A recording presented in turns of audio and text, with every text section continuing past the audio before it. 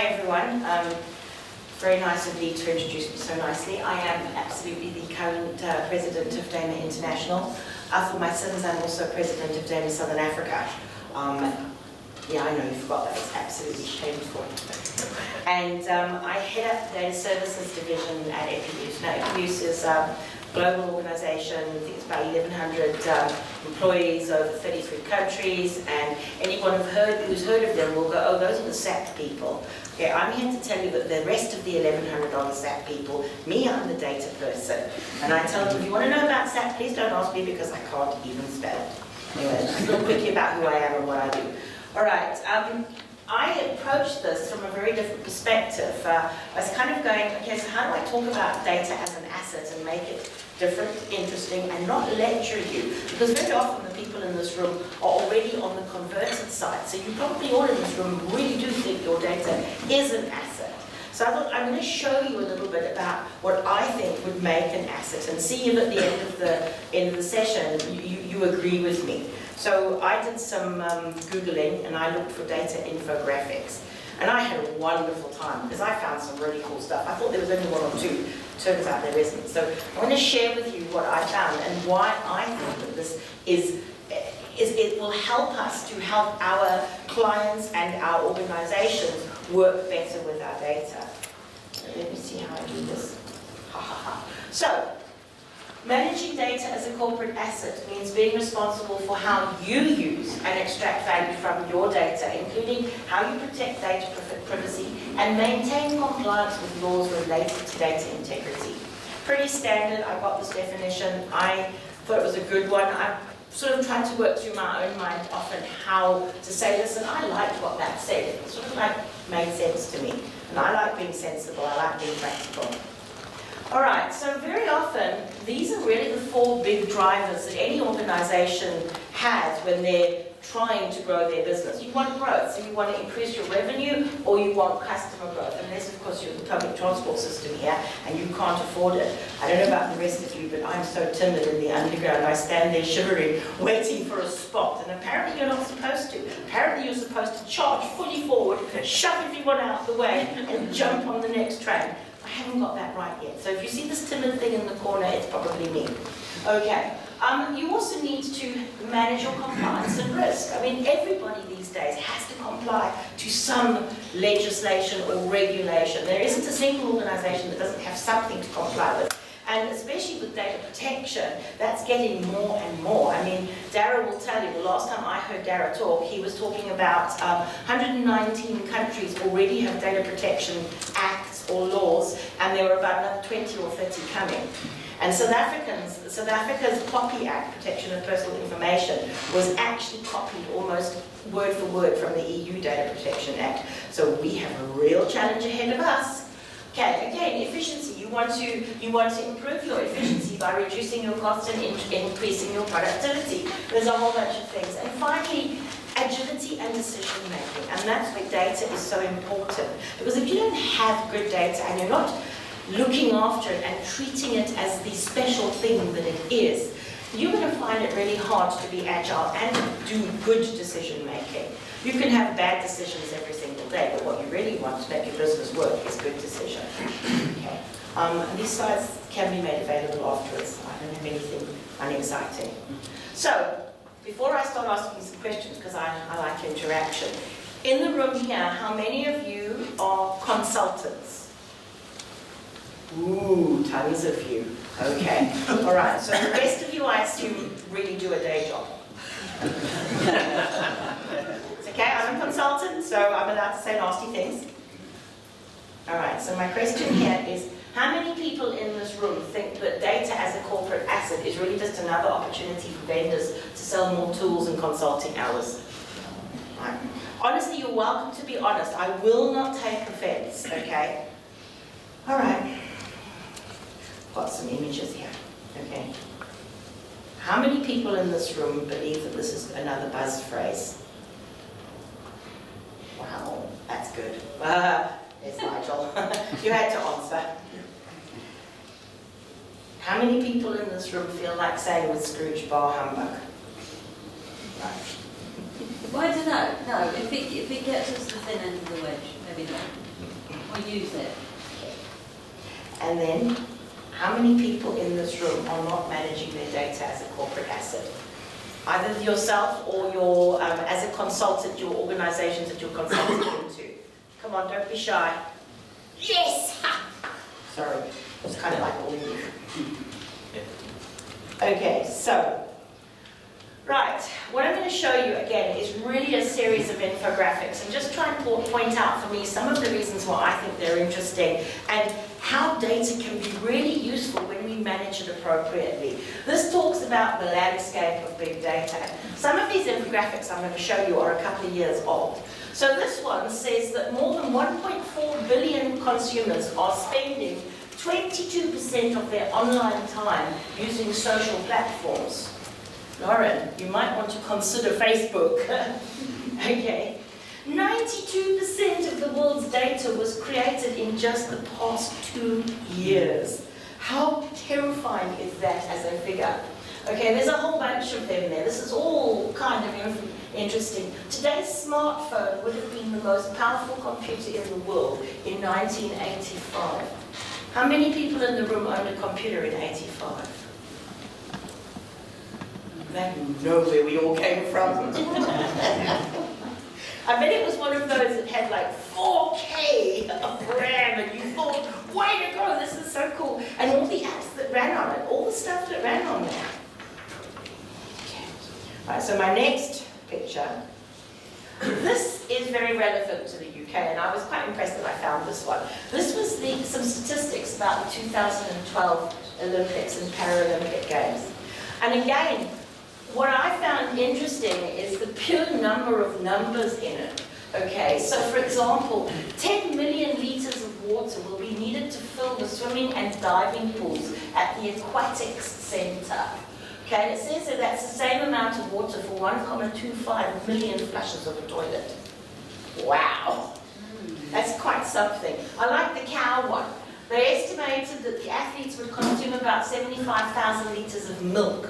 And that would be one cow around 10 years to produce that same amount of milk. And imagine if you had this information for your business and you were able to use this information in meaningful ways. Because I was kind of thinking, how do you deliver 75,000 litres of milk to the Olympic Village through peak hour traffic in this country? I've sat on the M25 and I know it's a parking lot. Okay, and I've also, as I said, been scared on the underground. So for me, I was like amazed at all these awesome statistics. And this one, 2,000 newts were relocated from the Olympic Park to the Waterworks Nature Reserve. How cool was that? I bet they didn't do it during peak hour traffic. Okay, 5 million litres of bottled water will be sucked in the Olympic Village. And guess who earned that money? Schweppes, Abbey Well. So they made a lot of money out of that because I'll guarantee somebody somewhere paid for it. It wasn't free. You think it was free? Yeah, it was subsidised by Schweppes. Subsidised, it still wasn't free. They got their money back somehow. They got their money back, yeah. Again, great. 4,700 medals. Way to go. 2. All right, next one. Let's see what my next one is. Okay, this again a little bit about big data. Okay, here they were saying 87% of respondents said that big data was at least somewhat likely to improve workforce management. I think, having heard Lauren, I think you probably have some of these pieces of information already available and busy. Okay, point of sales data supports the supply side. Was it shopper feedback 10%? 51% of point of sale transactions. There's a whole bunch of information here. Okay, marketing supports big data. 49% of marketing being supported by big data right now. That's quite a big figure. My next, I got some fun slides in here. The best beer in America. Anyone who knows me knows I have a Flemish husband, okay? He doesn't actually think beer is anything but flavoured water. I'm positive he was brought up on it. So he thinks this is a great slide. And what's really fascinating for me is that the US beer market is $101 billion annually. $101 billion paying for beer. Imagine what you could do with that data if you knew it. And there's a whole bunch of information in here, but it's not big enough to see, and I tried to make it bigger, and it became so big I couldn't use it, so that's how you got it in that. And then there were states, shows you here which states drink the most beer and all of that kind of thing. Still, a lot of beer drinking going on. What's my next one? Okay, this is back to the UK, because this is a UK site. Fascinating facts of online bingo. Okay, so I'm not going to ask people in the room who plays online bingo, but if we read the statistic of the people in this room who do play online bingo, 17% of you will be men and the other 83 will be women. Okay, and there aren't a huge ton of women in this room, so you probably all play online bingo, but we're not going to share that with everybody. What's really interesting is that it's worth an estimated £640 million, and that was in 2010. £640 million. That's a lot of money. And 50% of that value had been accumulated between 2007 and 2010. So the exponential growth of online bingo is insane. Okay, 48% of players admit that they play it at least once a day. Once a day, wow. And here's this is an interesting stat. 47% of online bingo players form new friendships with fellow bingo players while playing online. So we really are becoming that disconnected society. And it's interesting, I see it, because I come into the UK, even though I was born here, I come in and out of here as a guest very often, you know, because I'm conferences and seminars and things. And the one thing that strikes me, every time I come in to this country and I climb on the underground, is exactly how disconnected people are. So I see sort of 98, 99% people with earphones and sitting there, and they're not going to look at you. It doesn't matter what you do, you could probably strip naked and, I don't know, do whatever, and nobody's going to look at you. It's like, don't look at her. I was a big time when I didn't travel a lot, and now I travel a hell of a lot. But during that time, things have changed, because previously when I traveled, people were polite. Men actually got up off their seats and gave them to ladies. Now, it's normally an arm wrestle with whoever you are. I see the men going straight and diving for the seats. And that, for me, was a big thing that I struggled with initially, is seeing that. And I still, today, I think I probably got brought up in a different way, because I tend to get up and let somebody else have my seat. Equal opportunity. Sorry? Equal opportunity. It may be equal opportunity, but if I see somebody who looks like they need a seat, I'd rather give it to them, because I can stand for a little bit. I'm not that bad. But it's amazing the differences I see. But that thing with the headphones and nobody looks at you, and they're all busy on their phones doing stuff, and they charge at you up the stairs with these things in their hands, and you go, oh, I'm going to get you. Okay. I've just done a quick check on current exchange rates, and the online bingo market seems to be worth about the same as the US beer market. Wow, okay. Guys, who's more into bingo and who's more into beer? Beer. No, hang on. There's 101 bins. It's about 1% of the US beer. Wow. Rough, isn't it? Wow. Okay, so again, how interesting is this, that there's a whole lot of information that can come out of that, but only if you're using your data properly as its corporate asset. Okay, what's next? Oh, this is a good one. Okay, I love this one.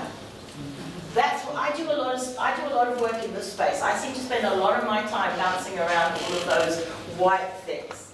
And how small are the urban areas when you actually really compare it to the rest? And I like that polar flight. I do that polar flight quite a lot, and I really enjoy it. Okay. And have you noticed how much is going on in the upper half of the world? It's absolutely insane. Yeah. I flew last year from here to the US. For the life of me, I can't remember where I was going. I did it so many times it became like one big mush. And we had our dinner. I was in sardine class, so it wasn't a great dinner. And I needed to visit the ladies' room at the back of the plane. So I stood in the queue, because there was this like long queue, and as I'm walking forward, there's this little porthole. I think, I'm going to look out of that, you know, see some clouds. So I look out of it, and I go, oh, gosh, there's a plane. No. So I rub my eyes and I look again, there was still a plane. And I'm thinking, there's something wrong with this picture. I either am hallucinating, in which case I don't know what was in the food, but wow, I hope the rest of the team has got some. Okay, or my eyesight has gone crazy. So I nudged the bloke standing next to me in the queue and I said, I think, you know, I might be going a bit mad, but I see a plane outside. And he gives me this like, whatever you're drinking, I want some. But humouring me, he stepped forwards, looked out the porthole, turned around and said, ding, ding, ding, there is a plane outside. I could see the faces of the people in the other plane. Me personally, I think that's too close. I personally think it's too close. I was close, I could almost see the whites of their eyes, not quite. Yes, what it did do is because he spoke quite loudly, about half the plane got up, rushed over and stared out the window. Then I'm going, oh my God, we're going to crash because the plane's going to do this. Now I know why. Looking at this visualization, I can actually see why. Interesting information. Just so you know, I'm assuming that it was okay because the pilots and the flight stewards and things didn't seem upset about this. Me, I was terrified, but they obviously had it all in hand. And I don't want to like second guess the pilot. Okay, next one. Okay, this talks about patient data. And interestingly enough, it's partly done by Experian. Now, I don't know who knows what Experian is. I know in South Africa we have it. You guys must have it here as well. Yeah. Big credit bureau.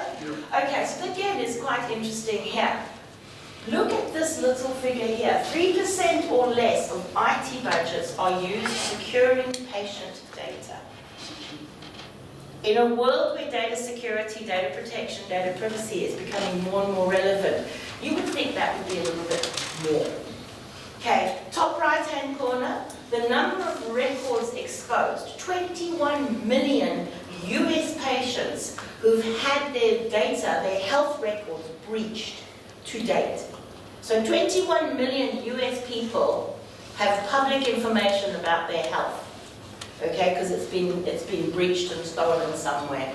Okay. 1 out of 4 people have reported a breach in the past year. Okay. 65% of data is encrypted on laptops and 38% is encrypted on mobiles. Okay, the data breach response plan. Now this is a question I often ask of my clients, and it goes to disaster recovery, disaster recovery. If you have a disaster, if you have a breach, if something goes wrong, how many of you have actually done an end-to-end test on your disaster recovery plan? Starting at A and working to Z. So far, the results on that have been a resounding 0.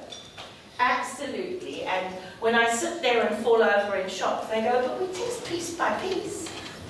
And then I say, okay, so when your system fails, are you going to just be happy with piece by piece? But there, 43% test their response plan. But I'm guaranteeing that if you said to them, how did you test it? Would you take it from A to Z and go back to the 0? Okay, cool. Interesting, isn't it? Alrighty, what's next? Oh, this is a cool one. Okay, I've got to push the button. Does it work? Ooh, now, isn't that the most amazing infographic? And it's all related to using your data as an asset and actually managing it. And they're just absolutely phenomenal. It's interesting because it's like got birds and dragonflies and moths and the bats in the top corner. So I just had to show this just because it's fun. What's my next one? All right, so this is something that I'm sure a couple of you have already seen. There's quite a here. Okay, this is 2013, and this is really, for me, the impressive part of this. In 2013, there was 3.6 zettabytes of data. It says here that 1.8 zettabytes of data was created and replicated in 2011 alone. So they're saying it doubled between 2011 to 2013. What do you think it's like now if it doubled in 2 years? And that was 2 years ago. It's pretty... See if that works. Yes, how cool is that? I was just stunned. something, a majority of that data is generated by individual users, which is even more interesting. So all those photos that Leah's been taking is now data. Okay, every time we tweet, it's a piece of data. We effectively are creating so much data every single day just by everything that we do. And considering, wow, I like this one here because that helps me because I can never remember which comes first. So does anybody want to take a guess what's going to come after the zettabyte? Because we're now already in like probably 7 or 8 zettabytes. So we're going to get to a stage where we need something bigger than a zettabyte. Yottabyte? Is it a yottabyte? Yes, I think it is. You're right. Stegosaurus the bunny. I like that one. Oh, too much. Yeah, I think too much data was probably a good one. We've got a similar chart for information, Mm-hmm. as in how much of that's useful. Yes. Very full now. That's another part of it. So you've got all this data. How much of it is useful? But have you noticed whether it's useful or not, but we still tend to keep it? I think by nature we're really hoarders. Well, you know what? I'm going to put it in the corner because I'm going to use it. What are you going to use it for? No, I don't know yet. I really don't know yet, but someday I'm going to use it, and I'm not going to actually do anything with it until I use it. Now, talk a thing on that one. Have any of you read a book called Maverick? Ricardo Semler. A couple of you. Is he Brazilian? Sorry? Is he Brazilian? He's Brazilian, yes. So Ricardo Semler had a wonderful father who made Semco, who built Semco, a huge Brazilian company with fingers all over the world. They were enormous. And Ricardo's dad did the unforeseen thing and died when Ricardo was 21, I think it was. So at 21, he inherited this enormous business. And the first thing he thought is, oh my God, I can't do this.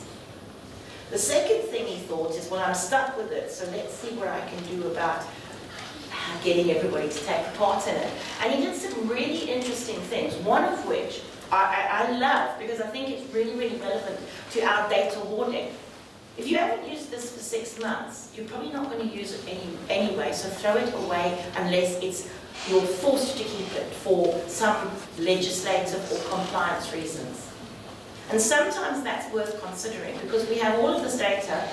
How many petabytes do we have? And we still keep it thinking we can use it, but we never do use it, and we get ourselves into almost this paralysis circle where we've got all this stuff and we go, okay, I need to use it. I don't know what to use it for, but I'll keep it anyway. And we keep going on and on and on. And I must say that book, if you haven't read it and you want a really good story about how to change a business around, Maverick by Ricardo Semler. It's a brilliant book, and it's written very casually. It's almost, it's not one of those that you sit there and after the 3rd page it falls on your face and you go to sleep with the book on your head. This one you're almost riveted to your seat for the whole book. So that's worth knowing. All right. Okay, this was my favourite one.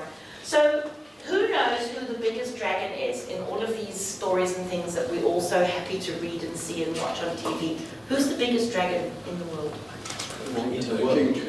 George. Say George King. No, it's Valerian. He's 76 meters tall. Valerian is the dragon from Song of Fire and Ice from Game of Thrones. Okay. Did you know that Pete's dragon, Elliot, is only 10 meters tall? Did you know that Harry Potter's Hungarian horntail is actually 15 meters tall? So we're doing tall, not wingspan. Just check. No, these just estimate total height. What Big about dudes. snow? Sorry? What about snow? Well, we didn't talk about that. Is that right? He is. Smaug is only 6 feet small. He used to be small when I was He's there. small, yeah. But no, He's small. in fact, all the dragons, the 3 dragons, what's her, the blonde chicks in Game of Thrones, can't remember her name. Daenerys or something. Yes. Oh, her three dragons are each around 61 meters. Big dudes, those. It's data. It's actually data. And you know what's interesting is that someone came along and thought to make an infographic on the size of dragons. And not a single person in this room didn't know what I was talking about.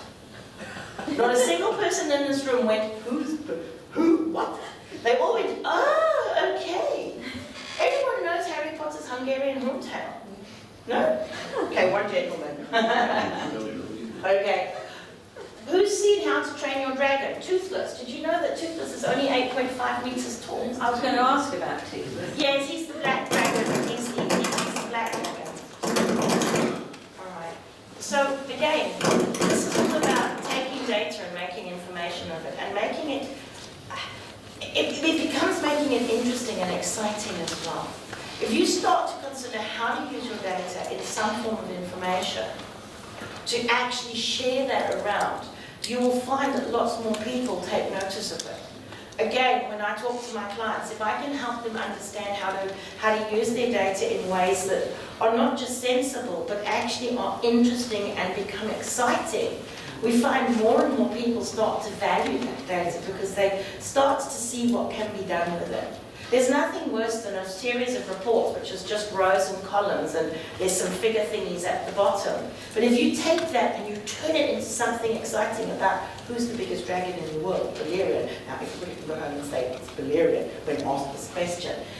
It's just a brilliant way of using your data in a way to actually bring it out to where it is sitting right now. And I mean the question earlier on was how many of you are sitting with your data not as a corporate asset? What's my next? Well, remember it's white. Oh, wait. So, how many people in this room now think that their data is a corporate asset and should be used as well? How many people in this room are going to go back to their companies and say, guys, Sue is very straight. She comes from way down south, but she has some interesting concepts and interesting ideas.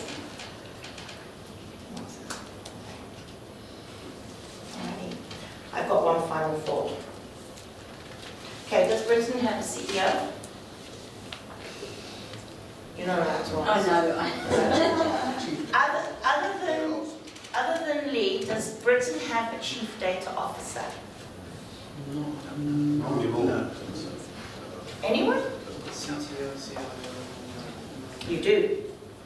In March 2015, Mike Bracken became the Chief Data Officer for Britain. He was the Executive Director of Digital in the Cabinet Office and Head of the Government Digital Service. He was handed the role of CEO by the then Minister for the Cabinet Office, Francis Maud. It was a milestone. Britain has its first Chief Data Officer. And actually go and look it up. He's got some really great ideas about what he wants to do and what he's going to do with some data. So there's a bit of news that not one of you knew. They publicised that one. Yeah. It's actually very simple. I just typed in Britain CDO and I got the answer. Google was You have to ask the question to get the answer. Yeah, I did. I did. But I thought that I was going to come up with an overly silly kind of answer. But yeah. Okay. All right. So. Other countries got a chief data officer. No, I don't believe so. The US has started getting chief data officers in certain states. In fact, Micheline Casey was the first chief data officer of a state of Colorado, under Bill Ritter, I think it was, a couple of years back. Sorry? PJ Patel. Obama's made him CDO for the state. Oh, there you go. Yeah. But it's not very many, so Britain's doing well. Okay, I think we should keep an eye on Mike Bracken to see what he gets up to. When's he coming to speak? Yeah, Lee. You can I can link into what him. we can do Yes. with that. Yeah, no, I will. Yes.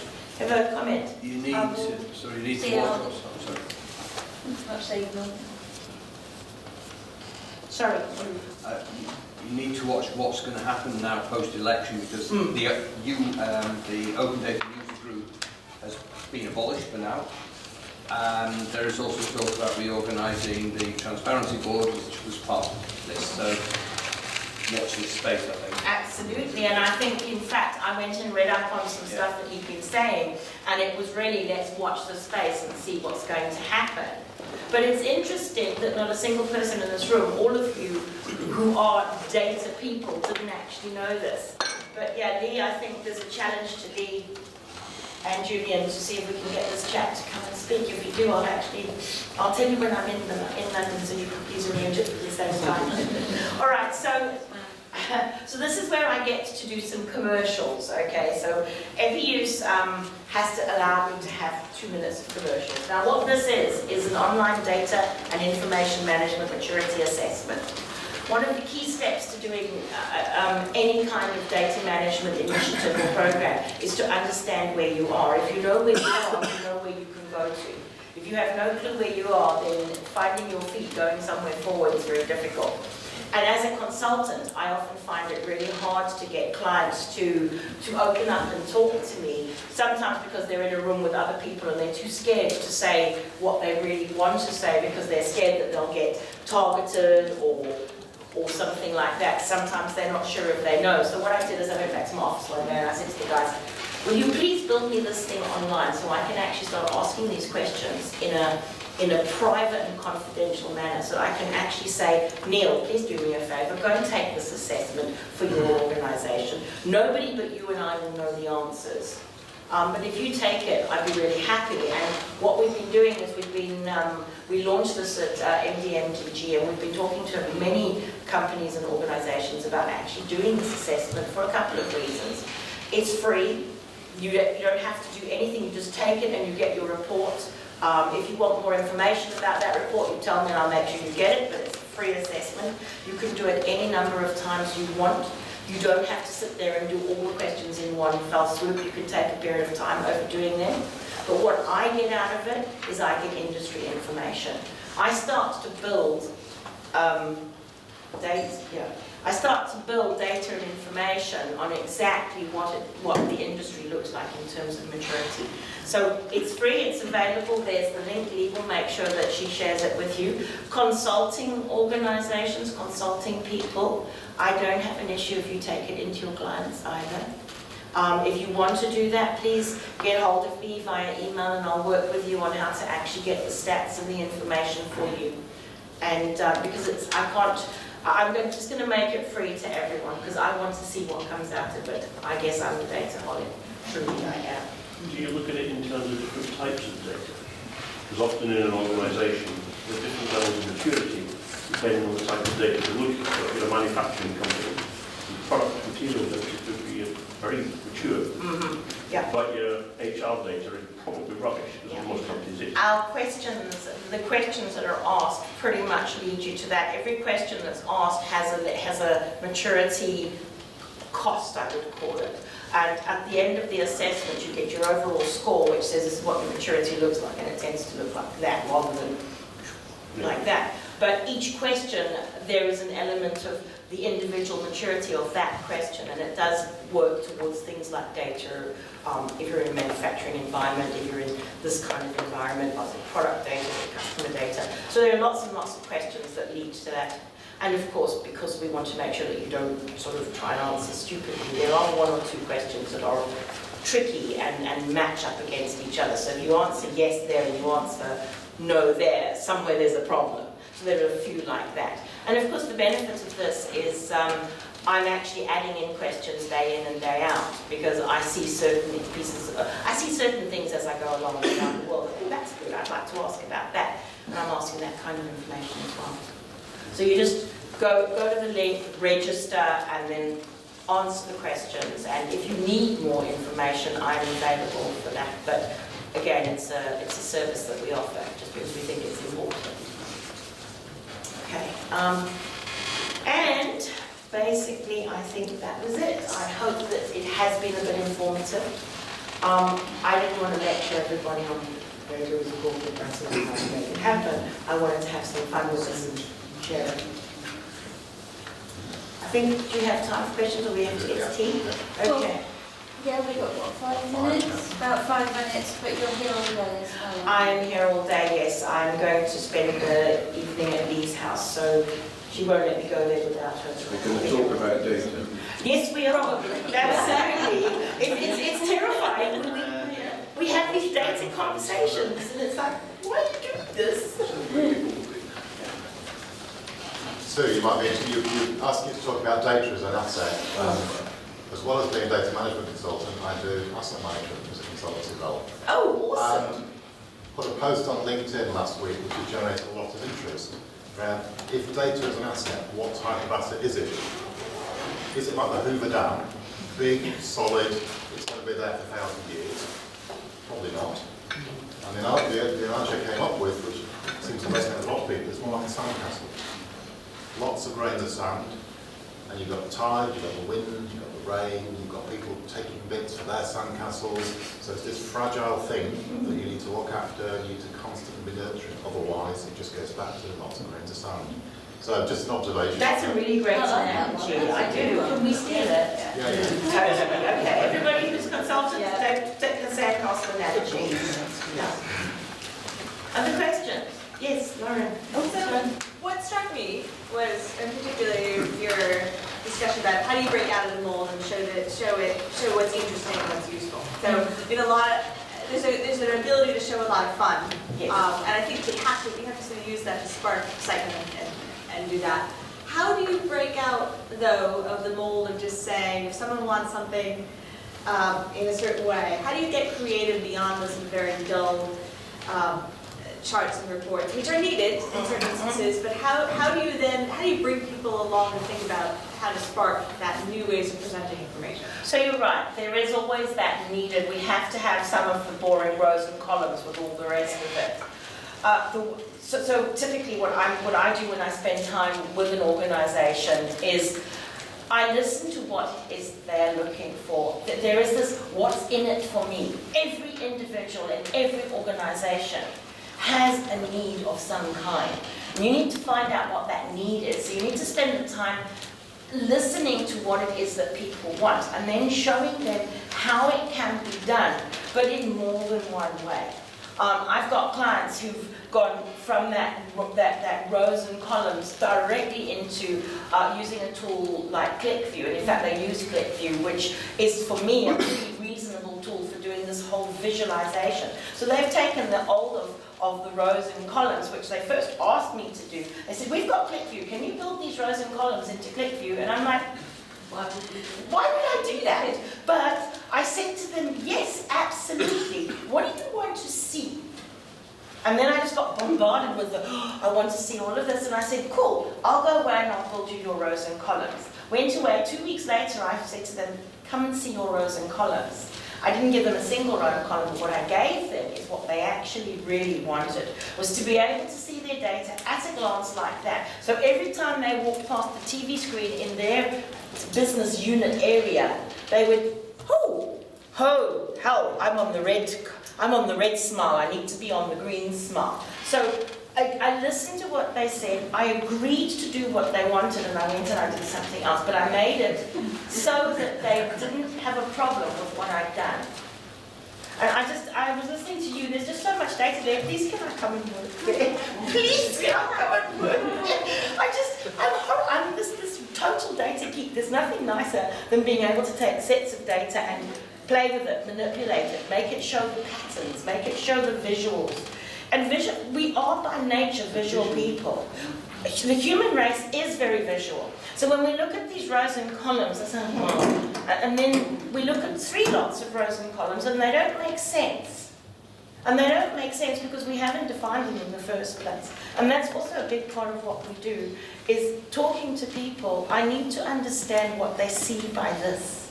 You know, you talk about customers, you talk about the bottom line, you talk about gross profit, net profit, value, customer value. Every word that you say, if you don't understand what it means to the persons that you're talking to, visualizing it is a problem. So I spend a lot of time listening to that. Surprisingly enough, because I talk so much, I do a lot of listening. She was so going to say that. Yeah. Okay, I think we got a